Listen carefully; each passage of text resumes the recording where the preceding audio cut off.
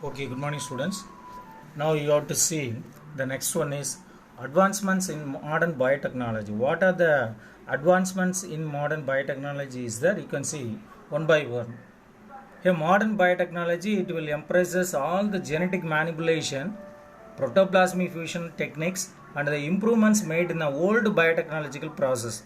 That is called advancements in biotechnology. Genetic manipulation, protoplasmic fusion techniques, and improvements. Some of the major advancements in modern biotechnology are described here. Here, first one is genetic engineering. What do you mean by genetic engineering? Manipulation of genes. That is called genetic engineering. Genetic engineering or recombinant DNA technology or gene cloning. Genetic engineering or recombinant DNA technology, RDNA technology, or gene cloning is a collective term that includes different experimental protocols resulting in the modification and transfer of DNA from one organism to another organism. There is a one way the modification or transfer of DNA from one organism to another organism. That is called the genetic engineering.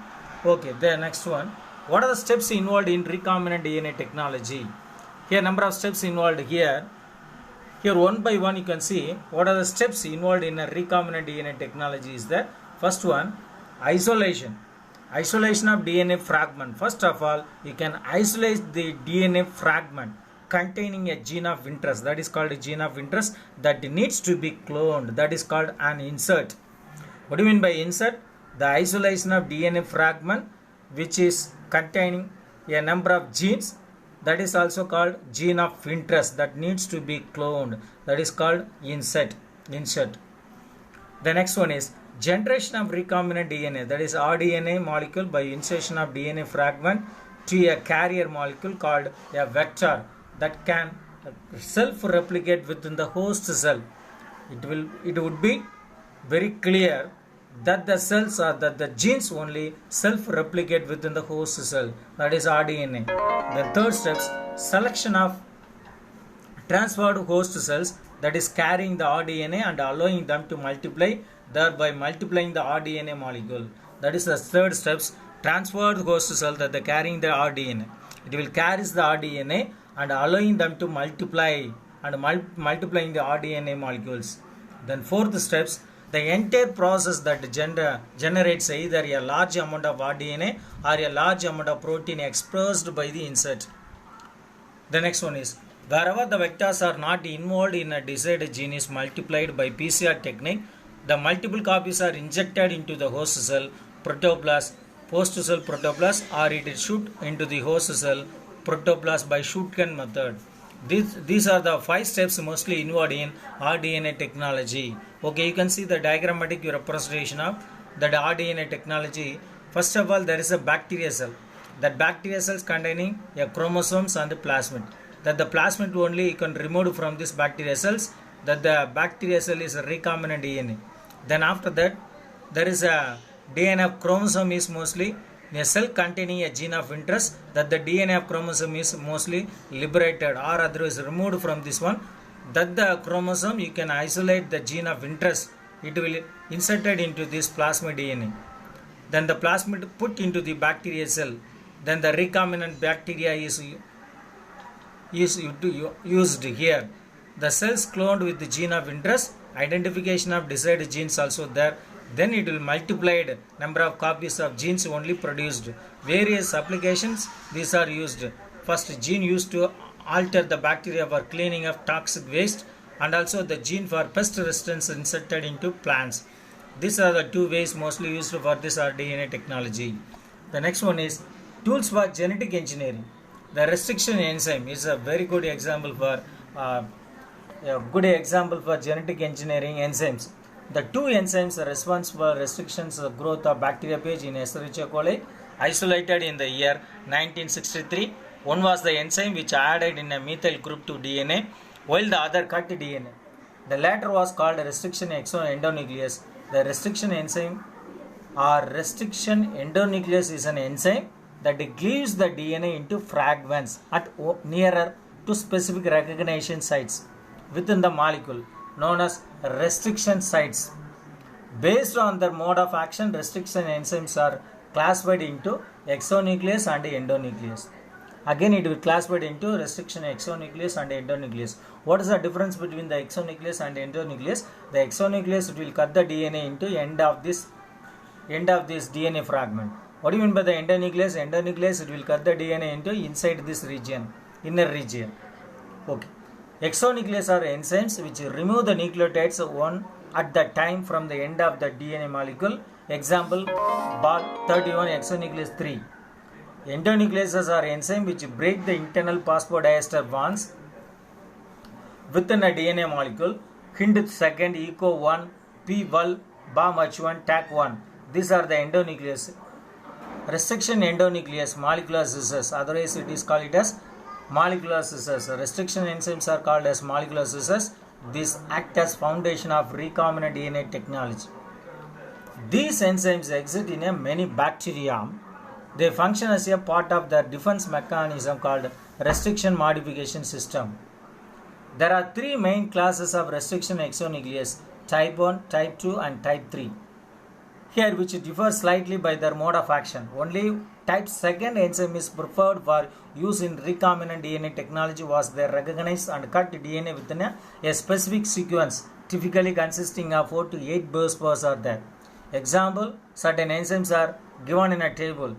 Here, restriction enzyme, ALU1, BAMH1, EcoR1, HIC third and HIND third. These are the examples for restriction enzyme. Then what are the microbial source? Arthobacter luteus, Bacillus ameloleukophians, Escherichia coli, Haemophilus aegyptus, Haemophilus influenza. Then what are the areas it will cut? The recognition sequence and fragments also there. You can see. Then the restriction enzyme hint second always cut the DNA molecules to the point of recognizing a specific sequence of 6 base pairs. This sequence is known as a recognition sequence. Which one is a recognition sequence? It will cut the DNA molecule at the point of recognition a specific sequence of 6 base pairs. This sequence is known as a recognizing sequence. Today, more than 900 restriction enzymes that have been isolated from over 230 strains of bacteria with different recognition sequence. Okay. Restriction endonucleases are named by a standard procedure. The first letter of the enzymes indicates the genus name, followed by the first 2 letters of the species, then comes to the strain of the organism, and finally a Roman numerical indicating the order of discovery. For example, EcoR1. EcoR1 is the form of Escherichia. Escherichia Eco, coli, Co, strain RY13R, and first endonuclease I to be discovered.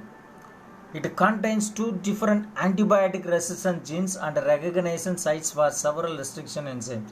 This sequence is referred to as a restriction site and is generally palindromic, which means that the sequence in both DNA strands and this site read same in 5' to 3' direction and in a 3' to 5' direction. Example, Malayalam. This phrase is read the same in either of the direction. Palindromics repeats a symmetrical repeated sequence in DNA strands. 5' to 3' C A T T A T A T A A T G 3'. Again the 3' G T A A T A T A T T A C is there. 5'. That the sequence of the base pairs in the reverse direction when compared to the first sequence. Okay, the next one is the exact kind of cleavage produced by the restriction enzyme is important in a design of gene cloning experiment. Some cleavage both strands of DNA through the center, resulting in blunt and flush end. These are known as symmetric cuts. Some enzymes cut in a way producing protruding and recessed ends known as a sticky adhesive end. Recessed. Such cuts are called staggered or asymmetric cuts are there. You can see there is a flush end and blunt end as well. Sticky end and blunt ends are there. The next enzyme is DNA ligase. DNA ligase enzyme joins the sugar and phosphate molecules of double-stranded DNA. It will join the sugar and phosphate molecules of double-stranded DNA with 5' phosphodiester bond PO4 and 3' OH. Okay, an adenosine triphosphate ADP dependent reaction. This is isolated from T4 bacteria page. You can see the reaction of DNA ligase, DNA strand and DNA strand, OH group, then DNA ligase, ATP, DNA strand also there, DNA strand also there, then center phosphate diester bond also there, OH group and 5' and 3' also there. Okay, the next one is alkaline phosphatase. It is a DNA modifying enzymes and adds and removes the specific phosphate group at 5' terminus of double stranded DNA or single stranded DNA or RNA, anything is there. It prevents the self ligation. The enzyme is purified from bacteria and called intestine. Okay. The alkaline phosphatase, it is a modifying enzyme and adds or removes and specific phosphate group and 5 terminus. Already we studied this concepts also there. You can see the diagram of alkaline phosphatase. There is a plasmid of open and a restriction of plasmid self ligation alkaline phosphatase, and DNA ligase is used. Then it will cemented alkaline action of alkaline phosphatase is used here. Okay. Up to this one you can read very carefully. Next class we will see the vectors. Okay, thank you students.